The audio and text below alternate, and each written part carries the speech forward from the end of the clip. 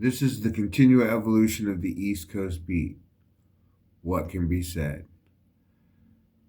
Some chains are made of silver, some chains are made of gold. In this life, I used to be under the wrong thought that in Buddhism you had to practice detachment or non-attachment, and so that meant that you couldn't bond with other people and other things. You know what I'm saying? That you had to be separate, you had to live in an isolate sense, that it was just you in this world, and that you were traveling through this world. Like I've said, you came from an unknown place and you're going to an unknown place. But detachment is not that you don't form bonds along the way. Detachment is that you're detached from the reality of the situation. So out of the 10,000 people in your village or the 1.5 million people in your city, um, the goal of Buddhism is not to be detached from any of that, not to be detached from your favorite restaurant, to be detached from your favorite coffee shop, not to be detached from any of that, but to look at life without wanting it to be any other way than what it is. So, chains of silver and chains of gold, some chains that bind us like the silver in my hair, stress from when I was younger. Why is a certain percentage of the population always victimized by crime? Why does a certain percentage of the population that's born into poverty never get out? Why this? Why that? Why does a fucking gallon of milk cost this much and minimum wage is this much and the house is this much? Has it been since anybody but me has ever asked these questions? Is something I used to feel as a kid was like, I'm not asking a new question, but we never got an answer or there is no answer. Why is it like this? They just won't give us an answer.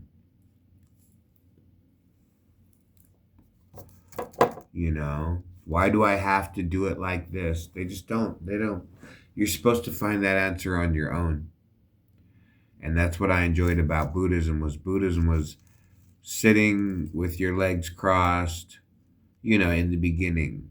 You sit with your legs crossed, you slow your breathing, you take heavier breaths, you kind of bow your head a little bit, and then the thoughts will become heavier and fuller, and you know that that's when you're entering a different state of mind, when you're having different kinds of thoughts.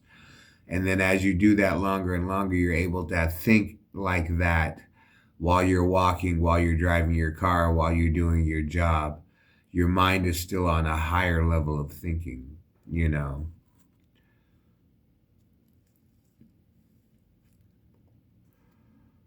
As in, instead of thinking about, you know, where can I get a cheap lunch, or like how much money do I want to spend on lunch today? You're thinking about, how precious is life, you know what I'm saying? Like, okay, if you're thinking about how much money you want to spend on lunch today, when at a higher level of thinking, it's not because you want to save money for some nonsense thing that's never going to happen.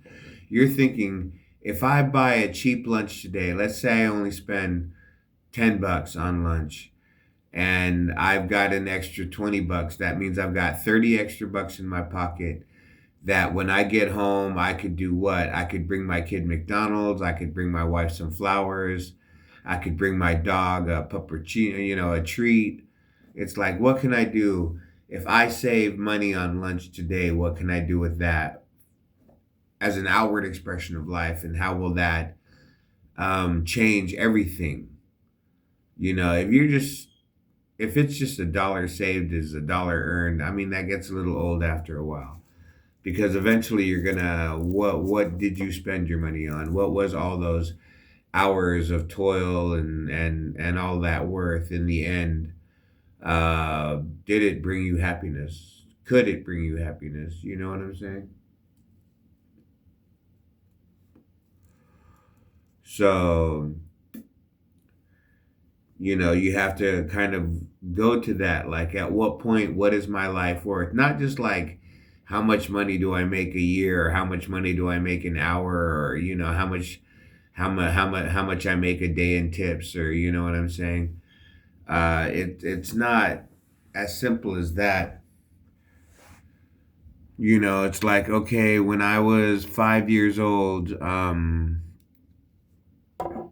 we drove across America, and we drove through Oklahoma, and I saw Oklahoma City, and I said, one day I'm gonna come to Oklahoma City as an adult. And I don't know what every kid thinks, but I've done that when I was younger, particularly when I was going to school, and I would take the school bus back. Sometimes I think, oh, if I ever have, when I get old enough, when I get enough money, and I'm old enough, I'll come back, here and just drive around, and I'll see if the house still stands. And, or like there's a little spot by a country road in Colorado, near a town named Dolores, and the river runs by the spot. And there's a little parking, like, there's a place the road runs by the river, and there's a place where there's some concrete in between the road and the river where people park their cars. And when I was 17, I went there, and I had a couple of dollars. So I remember I bought like a Snickers bar and a Dr. Pepper, and I went and sat and ate my candy by the side of the river. And I remember I asked myself this question. It's kind of a weird question, but I said, how bad can I get? I was 17 years old. I was playing football. I was getting good grades in school. I had a couple of friends. I didn't drink. I didn't fight. Nobody really wanted to fight me. Nobody, you know what I'm saying? I wasn't being picked on at the time. Everything was fine. But I remember saying, how bad can I get? How bad, if it gets bad, how bad can I get? Can I roll with the punches? Because I was going to graduate school and join the army. So how bad can I get? I remember asking myself that question. Like, when I get back after the army, how much of my mind will have changed? After seeing the world from that point of view, how will I think differently? And, when I got back, I thought I was still the same person, as I still think today that I'm the same person. But I can imagine that, you know, I know I changed. I know I've changed because I've actually physio and psychologically gone through the change. I felt it. I've gained 40 pounds, lost 40 pounds, almost died two or three times, while I was going through these changes in my mind, and changes that, after my sickness, I would come out of it. And would I be a completely different person? Um, no. But would I be different? Yes. You know what I'm saying? Sometimes, like I said, one of the most sobering things that ever happened to me was, I think I was 11 or 12, I got arrested. And just the feeling of the handcuffs, and the realization that, hey, fucking, there might not be a prom or high school football game to go to, you know what I'm saying? So,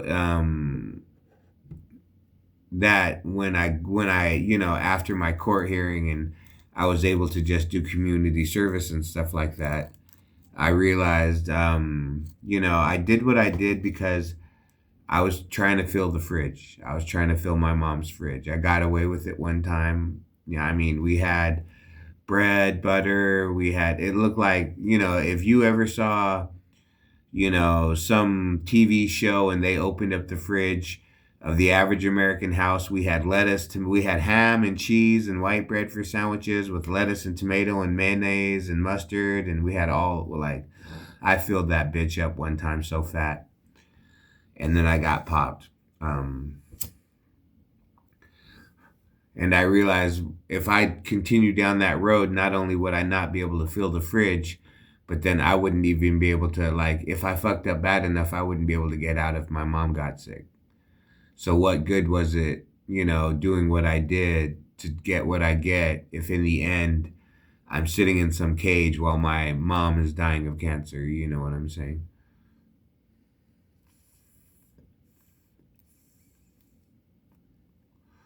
And still hungry. You know what I'm saying? So, chains of silver and chains of gold.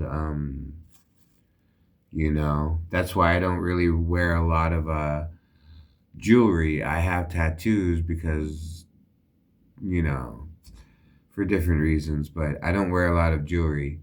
One of the reasons I have tattoos is I think it covers my nakedness. You know what I'm saying? Like,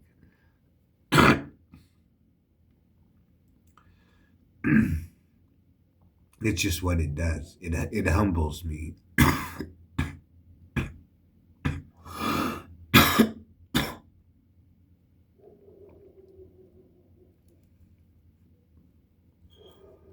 you know, I mean, that's just how I look at it.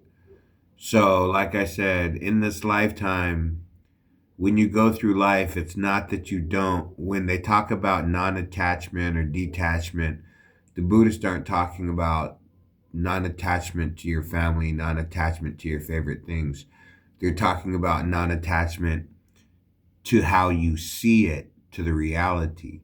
If it's beautiful, it's beautiful. If it's fucked up, it's fucked up. But how you see it. And that doesn't mean that you can't love an ugly thing. You know what I'm saying? The continual evolution of the East Coast beat, we will not be denied.